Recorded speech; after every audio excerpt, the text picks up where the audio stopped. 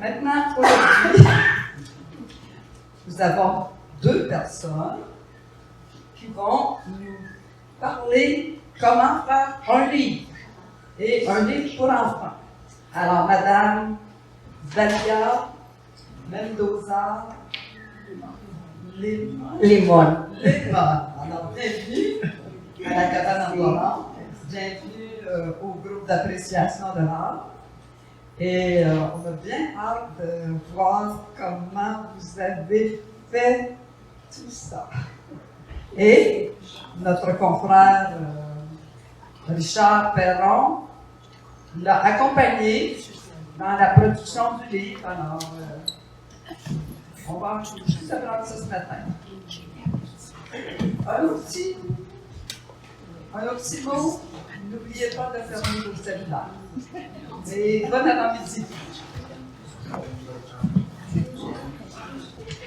Alors, André Leroux, permettez de présenter André Leroux. Alors, André est un graphiste retraité, originaire de France, est arrivé au Canada dans les années 70. Il a travaillé à Radio-Canada comme graphiste. Il a travaillé avec le concepteur de la police Univers. Vous savez ce que c'est une police en termes de graphique? C'est la forme des lettres. Alors, dans ce cas-ci, quand j'ai dit à André que j'allais utiliser la police Univers, il dit, j'ai travaillé avec le concepteur de la police Univers dans les années quoi? Dans quelle année que tu as travaillé avec cette personne-là? Les années 60. Alors, c'était une drôle de coïncidence. Et alors, je vais inviter André plus tard dans la présentation pour à peu près 3-4 minutes de nous parler d'une des parties qui a joué un rôle très important. C'est là que j'ai sollicité le mentorat de André. J'avais fait des livres, j'avais travaillé un beau travail qu'on avait fait ensemble, Raymond, Richard et moi. On avait travaillé avec la maison d'édition, mais un livre d'enfant, j'avais aucune idée. Alors j'avais besoin, j'aime prendre des risques, mais j'avais besoin d'une genre de bouée, quelqu'un qui pourrait m'aider. Alors c'est là que j'ai approché André. Alors André, je lui soumets le texte, je lui soumets des images, un peu comme vous avez vu tantôt, et il m'arrive avec ça. Je peux vous dire tout de suite que pour moi, là, c'était un cadeau. Il m'arrive avec la page couverture, et en termes de mise en page, on appelle à droite, c'est la page couverture 4, qui en fait est l'endos du livre. Parce que la couverture du livre, techniquement, c'est 4 pages. Et page 1, 2, 3 et 4. Alors, page 1 et 2, c'est recto verso. Page 4, c'est celle qu'on voit à l'endos du livre. Alors, André m'arrive avec ça. Là, je regarde ça, c'est super ça. C'est là qu'on joue avec la police, genre Crayola, okay? Ce qui donne une couleur à l'enfant, une couleur de jeu à l'enfant, dans le sens qu'il aurait participé.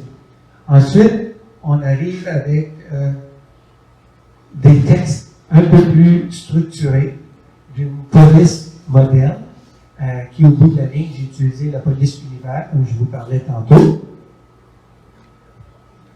Et il produit les 2 premières pages. Je veux dire, c'était un cadeau. Après ça, il me restait juste à en faire 24 autres.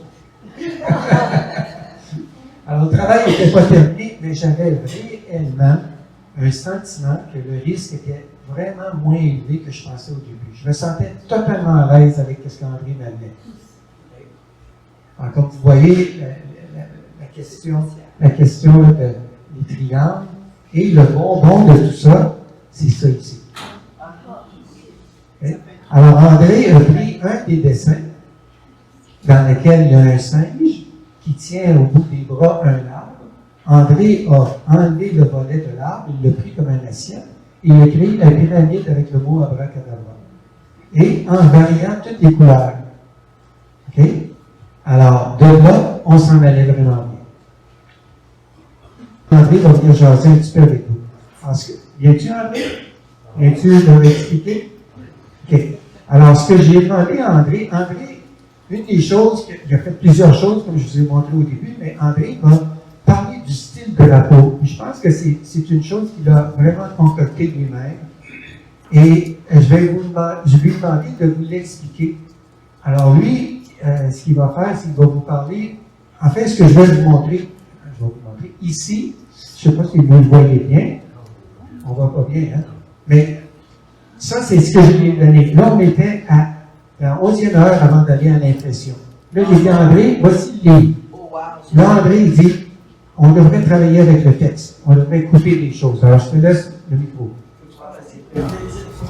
Oui, parce que c'est un concept que j'ai, c'est les textes que je fais sur mon drapeau, c'est-à-dire,